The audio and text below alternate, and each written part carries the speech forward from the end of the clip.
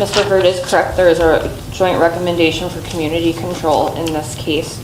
We have spent extensive time in chambers discussing the various factors at play and sentencing considerations for Ms. Majernik, and I'm not going to belabor many of those points. But for purposes of the record, Ms. Majernik is 24 years old. She's single, she's got no kids, has an 11th grade education, and was not employed at the time of this offense. Ms. Majernik has an extensive substance use history as well as an extensive trauma history. I do believe that it is a unanimous opinion in this room that her substance use is directly tied to her trauma history, and that there is trauma that needs to be addressed in order to set Ms. Majernik up for a future and a lifetime of sobriety. Ms. Majernik has been able to attain sobriety in the past.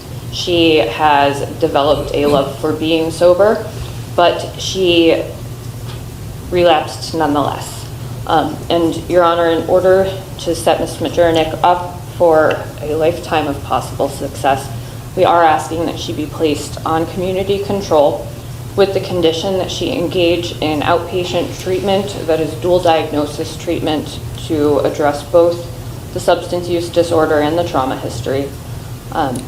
Ms. Majernik is also open to MAT, medication-assisted treatment, would be open to completing the jail treatment program before being released, and is asking the court to allow her to return, once she is released, to allow her to return to her adoptive parents' home.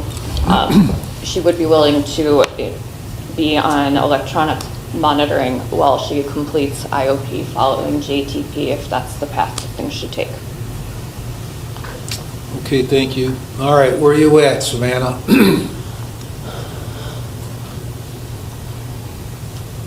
Because you've been all over the place. Yeah. Starting, not just on this case, on December 10th, you wanted to go to prison. Yeah. And sometime after that, you didn't, and you wanted to do treatment. And then, I guess I walked out here prematurely this morning, and the word I was getting is you wanted to go to prison. So where are you at?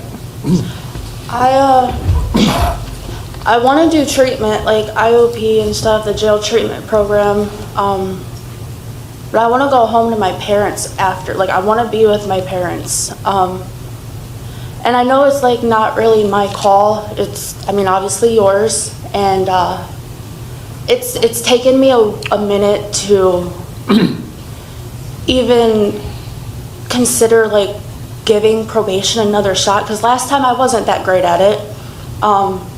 Most people aren't. Right, but sitting in jail over like this time, obviously I got through the withdrawals, and I finally started to like feel like what it was like to be sober again, like the genuine happiness within myself, like the like feelings, and that's what changed my mind about the whole prison thing. Because when I seen you December 10th, it was just more of like I was detoxing still. I wanted to like just get it over and done with and just go back home and start doing what I usually do, running the streets. But that's like no longer the case now. Like I said before, I needed this time as a reminder of like what I don't want my life to be like anymore. I don't know what it's gonna take, but I know I can do it. I'm capable of doing it. I have the tools. I just need to stop being so hard-headed. So when we were here Wednesday, we were talking about Oak or Nevaeh, which you've been in Nevaeh, right? Yep. Okay. Did you complete Nevaeh? Yes. Okay. And you immediately recoiled, right? Because you didn't want to do that. Right. And you're suggesting to me that you want to do IOP, right? Okay.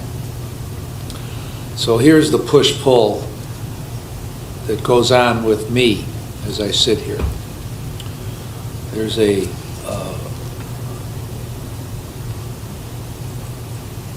it's a very tricky line that I walk between trying to figure out, in my view, what should be done for the benefit of you or whoever's sitting there in your spot, okay, versus letting you drive the train of where you think it should go because that's what you want. Right. Okay? Because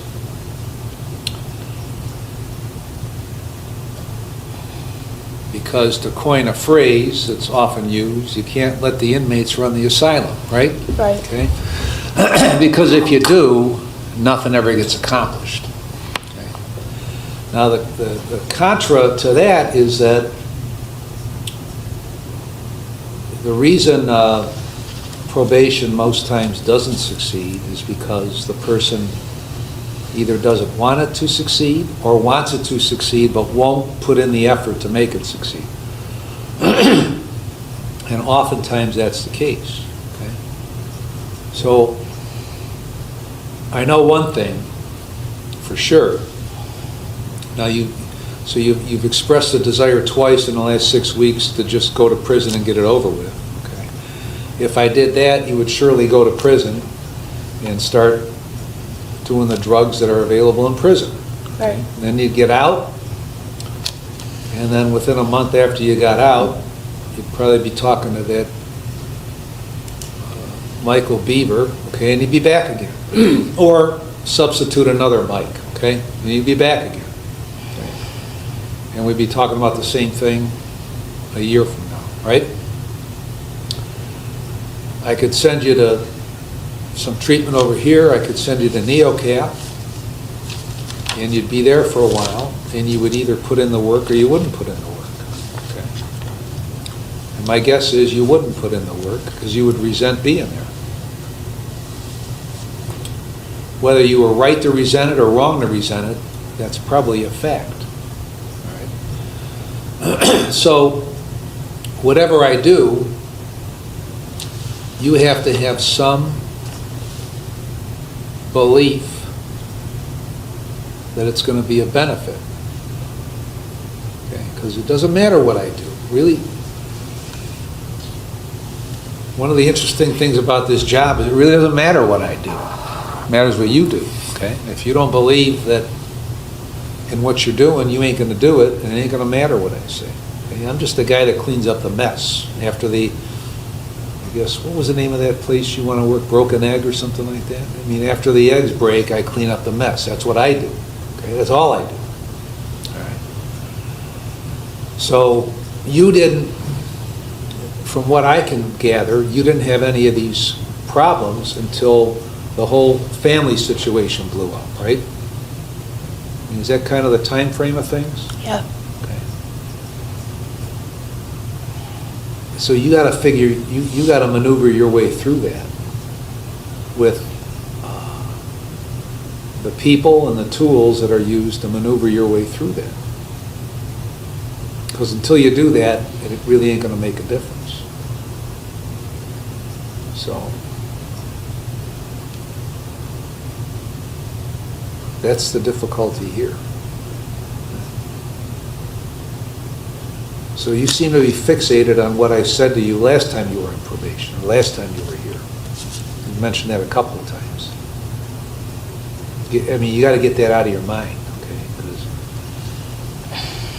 I can't remember what I said to you. I probably said to you what I've said to other people.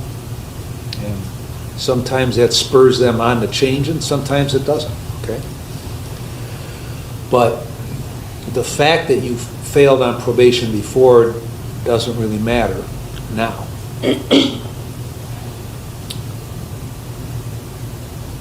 So that's kind of where I'm at, if any of that makes any sense to you.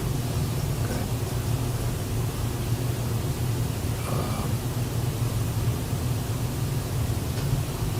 And she's been in 55 days, Kaylee? Yes, Your Honor.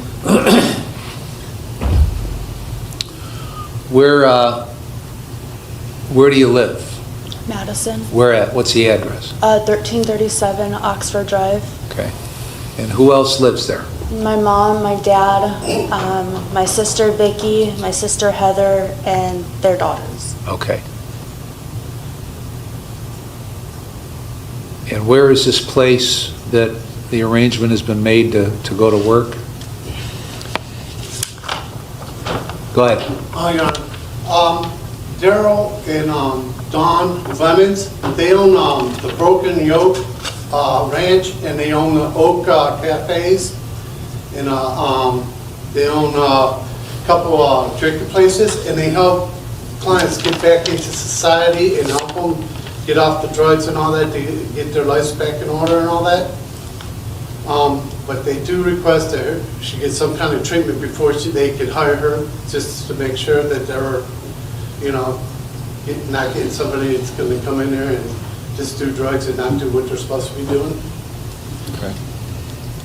That makes sense. Where's that located? The Oak Ranch is out there in Thompson. There's a cafe in Thompson. The Oak Cafe is in Thompson. There's an Oak Cafe in Madison off of 20 by Hubbard Road, 528. And then drinking places they got out there in Ashtabula and all that. Okay. You'd been going to Lake Geauga? Yes. How long you been going there? I think it's a little over 3 years Okay. now, yeah. And tell me again who you see there? I see April the psychiatrist, Mary Beth and Carlin, which do the MAT services. I see Drina as my counselor, which is weekly. And then I see Drina for IOP too, when I was in her IOP classes. And when was that? When was the last time that you were involved there? I was in her IOP classes in the beginning of last year before I caught this case. And I was on and off seeing her throughout the year until September. Okay. And the mat consisted of what? Vivitrol shot. And what medication had they prescribed? Duloxetine, Perzocin, Klonidine, and then Remron. Okay. And were you taking that when you were supposed to take it? Yes. Until the relapse? No, I was still taking it during the relapse. Okay. What effect did your legitimate meds have on the illicit drugs? I mean, not the best, but in my mind, I thought it was still in my system, so maybe it would help a little, but I think it wasn't. Is that what you told yourself? Yep. Okay.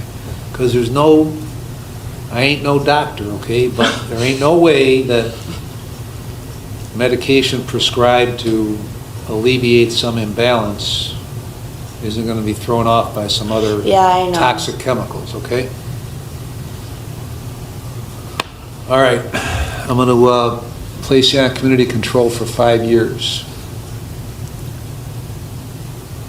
Does that 5 years, what's your first thought when I said 5 years?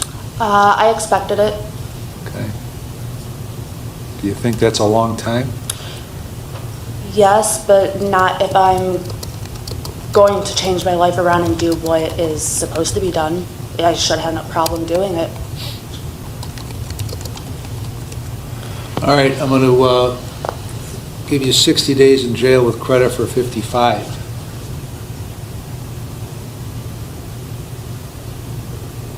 No drugs or alcohol with screens.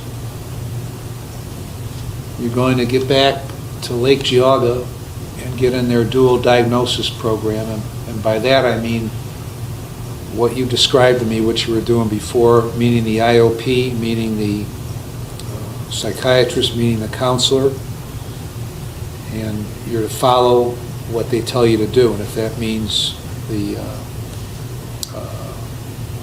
Vivitrol, that means the Vivitrol. Because you had some level of success with them. Okay. So you're going to get back to doing that. You're going to get full employment at the appropriate time. And I would imagine that the prospective employer is going to want to know you got some time under your belt that you're in the treatment. So, throughout this process, you're going to get a valid, have you ever had a license? No. You're going to get a license. No contact with Mike Beaver, Okay. who's in jail right now for assaulting his current girlfriend, I Yes. guess I'll say, for whatever that means.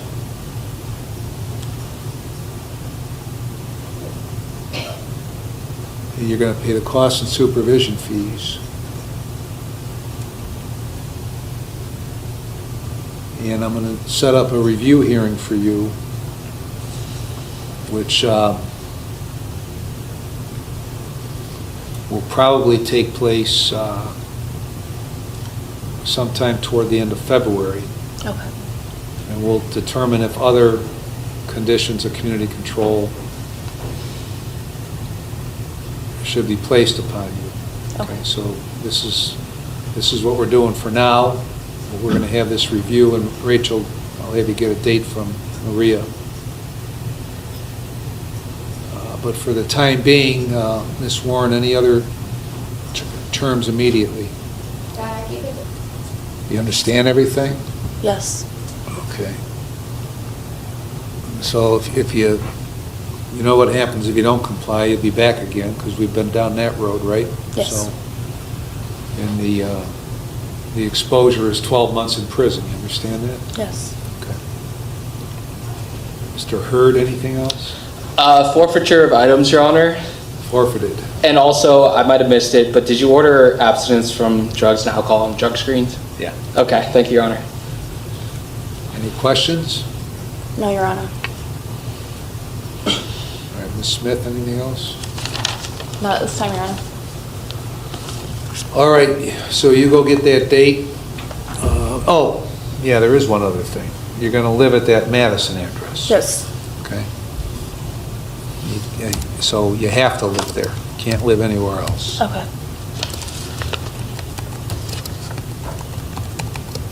And that's 1337 Oxford Drive? Yes. 1337? 1337.